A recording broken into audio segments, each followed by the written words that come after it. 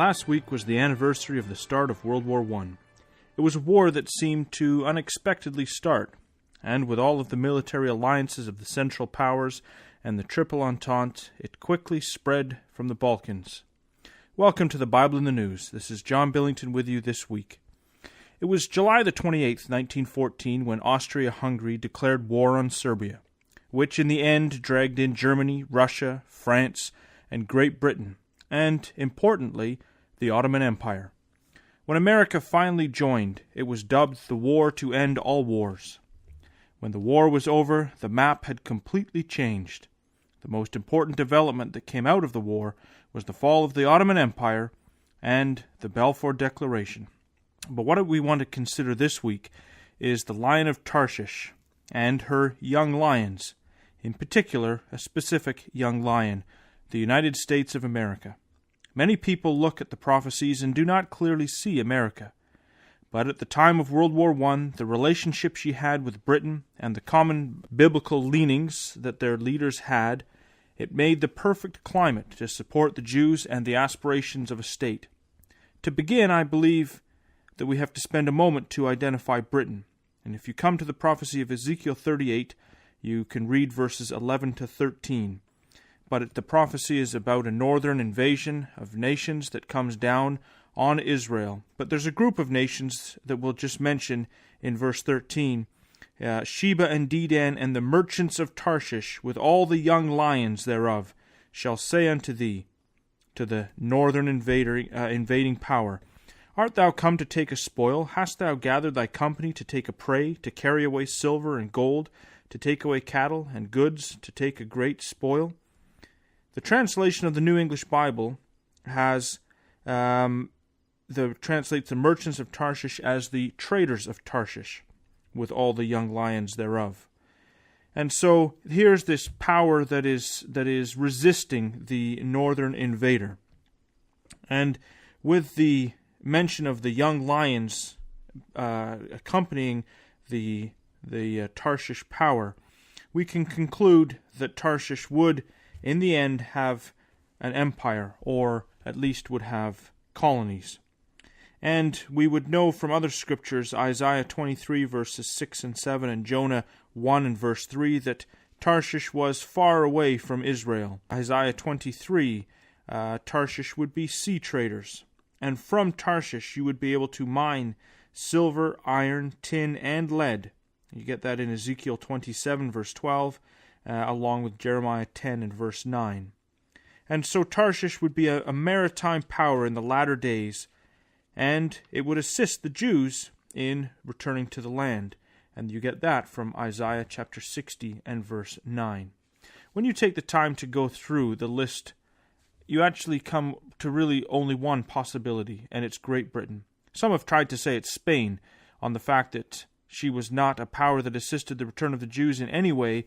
I simply think the case is closed.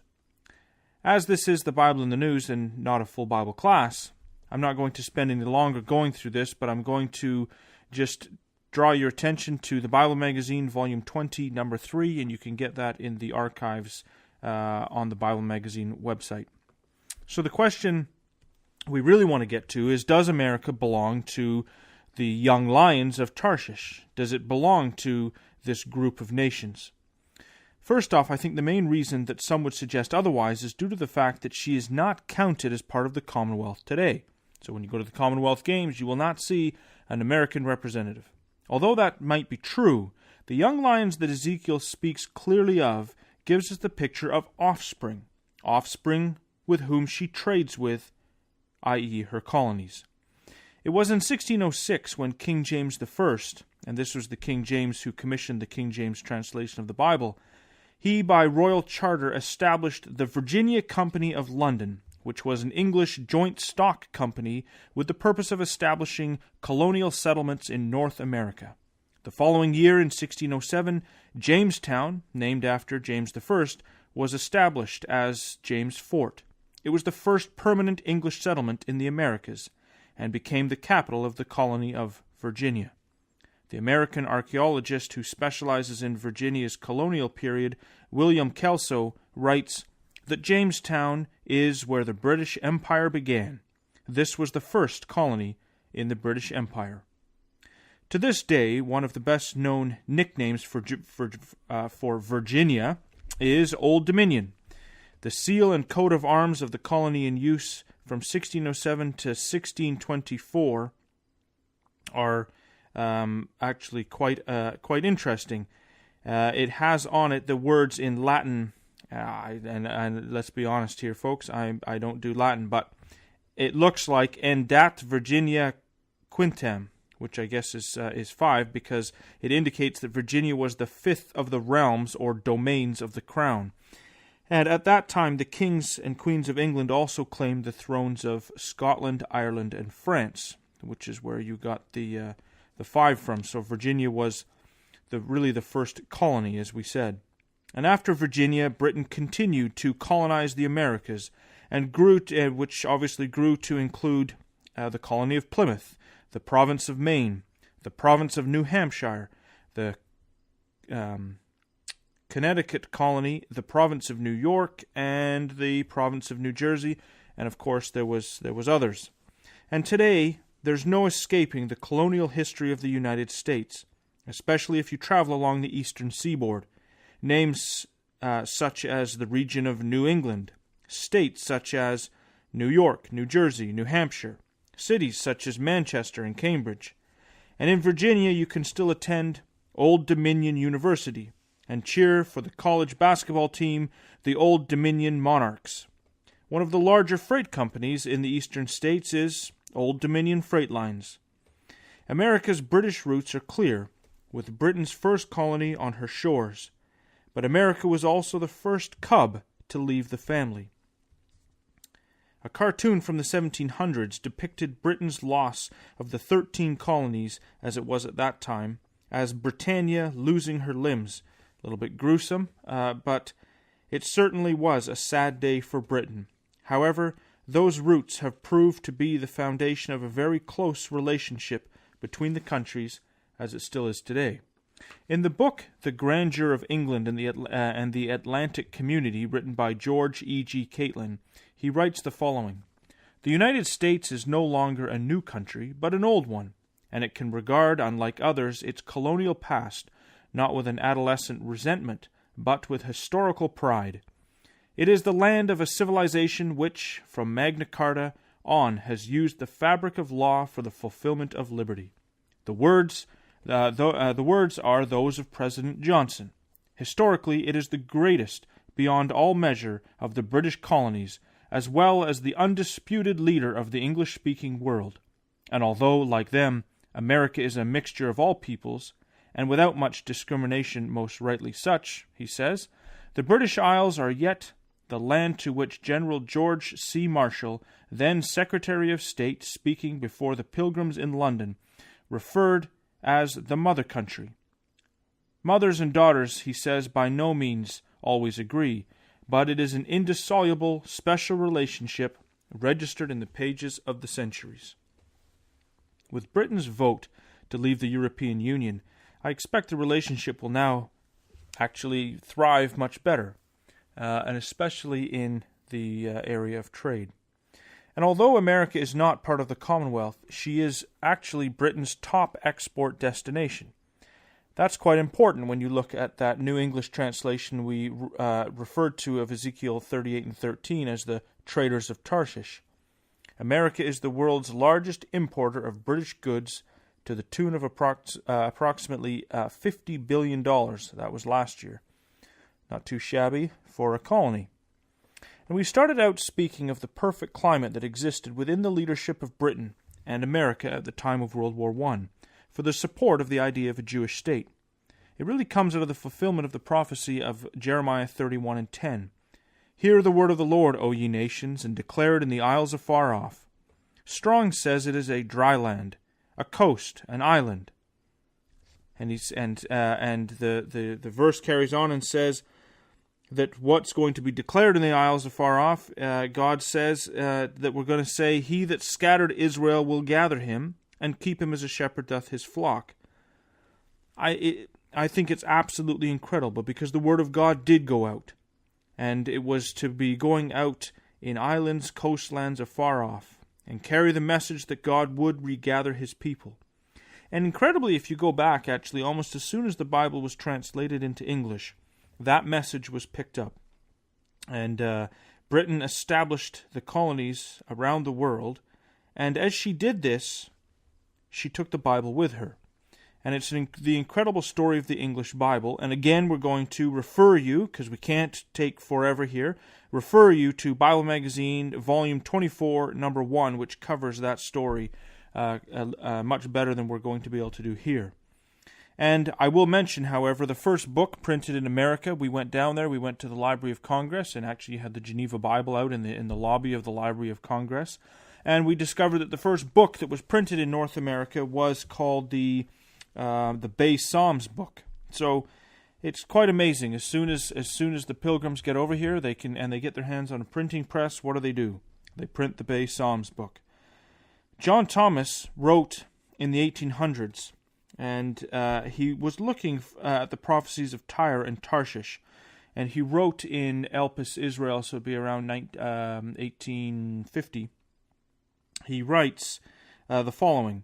And we've referred to it on this program many times, but it's because it's a good quote and it's relevant. He says, "I know not whether the men who at present contrive the foreign policy of Britain, whether they entertain the idea of assuming the sovereignty of the Holy Land, and of promoting its colonization by the Jews.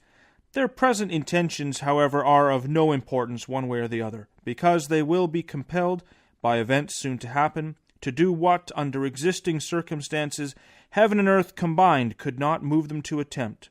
The decree has long gone forth, which calls upon the Lion of Tarshish to protect the Jews."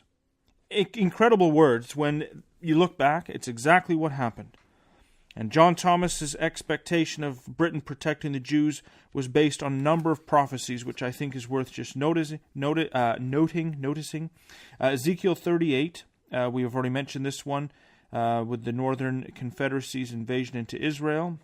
In Isaiah 60 in verse 9, you get there that Tarshish is assisting the Jews returning to their land, and we already referred to that one actually at the beginning. And the other one is Isaiah chapter 18, quite an incredible prophecy. And he looked at that and translated the beginning of verse 1 as, "Ho to the land of shadowing wings." But he foresaw that it pointed to Britain bringing back the people that were scattered and peeled, the Jews, back to their land. So I think what also is interesting is, as we look at Britain, is as it's developed in time, as history's gone forward, the interesting role of these young lions. And we don't have time to talk about the other young lions, but Canada and Australia have been involved for sure. And Australia was there actually when the British were taking Palestine. The Camel Corps were there in full swing. But America had to play a role that was very important in protecting the Jews. This protecting role that we see in Tarshish is obviously a characteristic that has been passed down to the young lions through the influence of the English Bible. And not all the lions have protected the Jews all of the time, but it seems there has always been at least one to do that job. And the effect and influence of the English Bible in Britain and America in relation to the Balfour Declaration and the establishment of Israel is examined in a book that I got fairly recently called God, Guns, and Israel. And the author, Jill Hamilton, shows the profound effect that the Bible had on the various leaders that were involved with the establishment of the state. In her prologue, Hamilton writes the following about the time of the Balfour Declaration. She writes, "It is unlikely that the Jews would have been able to establish themselves in Palestine in the 3 decades after 1918 had it not been for the enthusiasm of the British Prime Minister David Lloyd George and members of his government. Nor would they have established their official footing there without equal support from President Woodrow Wilson and the government of the United States of America. With all the determination in the world, the Jews would not have been in a position to expand their hold. Quite simply, Israel might never have existed." I'm sure God would have found a way, as he always does. As Mordecai said to Esther, if you don't do it, someone else will. But, nonetheless, In time, unfortunately, sadly, Britain turns its back on the Jews under the leadership of Prime Minister Neville Chamberlain prior to World War II, and the Weasel Clement Attlee following World War II. And after the war, it was a man by the name of Ernest Bevin who was the Foreign Secretary, and he was vehemently, actually, against supporting the Jews and their aspirations to return. And when you look at history, this is certainly a low point for Britain. But it was Dave Billington who actually recently commented that had Britain continued its support for a Jewish state in Palestine, it would have never ceased to be a colony.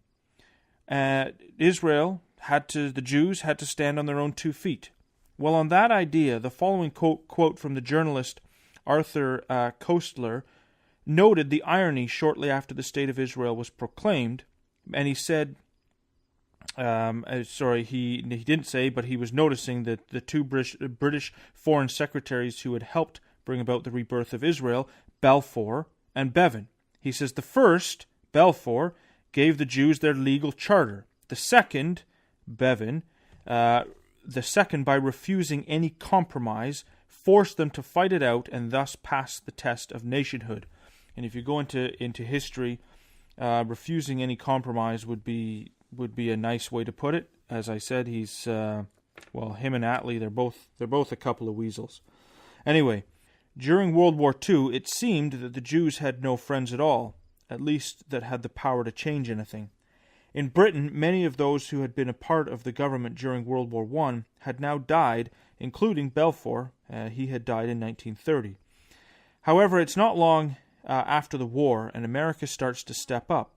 In the book, again, God, Guns, and Israel, Hamilton comments on this situation and says that Truman was about to take on their mantle. God had raised up another in a land even farther away from the shores of Israel. After the vote in the UN, Britain set the date for the end of the mandate to be midnight on Friday, May the 14th, 1948. And at 4 p.m. in the afternoon, David Ben-Gurion read out the Declaration of Independence so that it would not interfere with the Sabbath. In the UN, a movement was afoot to scuttle the plans of the State of Israel. Jill Hamilton writes, "If enough countries voted for a trusteeship under the United Nations, Ben-Gurion's declaration would have been wasted time." The last British ship sailed out that night, out of the then Palestinian waters. Not that it was the, they just called it. The British called the colony Palestine. That's why that's mentioned that way. Hamilton continues, 11 minutes after the expiration of the British mandate, Truman made his declaration in Washington. Soon afterwards, in the hall of the United Nations, the American representative who had been urging the forming of a trusteeship quietened the room. A message on ticker tape had just been received from Truman, and he read it out.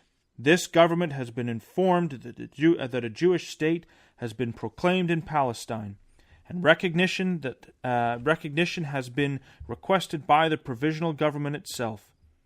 The United States recognizes the provisional government as the de facto authority of the new State of Israel." With those words, legitimacy was granted. This is Hamilton continuing. This is her words now. With those words, legitimacy was granted to the new State of Israel under international law. She continues, "Ezekiel's prophecy was fulfilled. The wandering Jew had a home to return to, and Israel's land and the people were again united. Arab armies would now be fighting against a recognized state, and Truman's rapid action and recognition of the state and its provisional government nullified the proposal to place Palestine under a temporary United Nations trusteeship." So when we consider whether America is one of the young lions, honestly, there's no doubt. At the first, she was the first colony of Britain, and she was heavily influenced by the Bible, and does become the first to leave the nest. But, lest there be any doubt, she builds an extremely close relationship, not only limited to trade with the mother country, and in turn she plays a huge role in protecting Israel. Jill Hamilton recounts Harry Truman's visit to the Jewish Theological Seminary in New York, when he was introduced as the man who helped create the State of Israel. Truman replied, "What do you mean helped create? I was Cyrus, I am Cyrus. We do not have time to look at the history since that time, but we cannot exclude the assistance that America gave to Israel in the Yom Kippur War in 1973.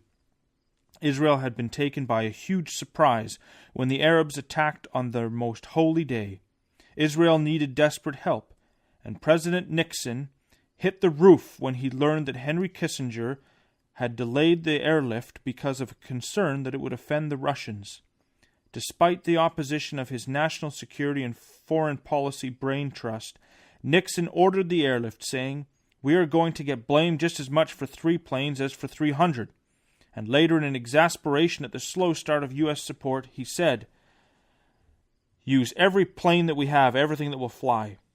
Finally, after several days of international politicking amongst the upper echelons of the administration, Nixon got his airlift, Operation Nickelgrass. Over the course of the airlift, 567 missions were flown, delivering over 22,000 tons of supplies, and an additional 90,000 tons were delivered to Israel by sea. Later in her life, Israel's Prime Minister Golda Meir would admit that upon hearing of the airlift during a cabinet meeting, she began to cry. Well, there's more that we could talk about, but that's all we have time for. Come back next week and we'll have another edition of the Bible in the News. Take care.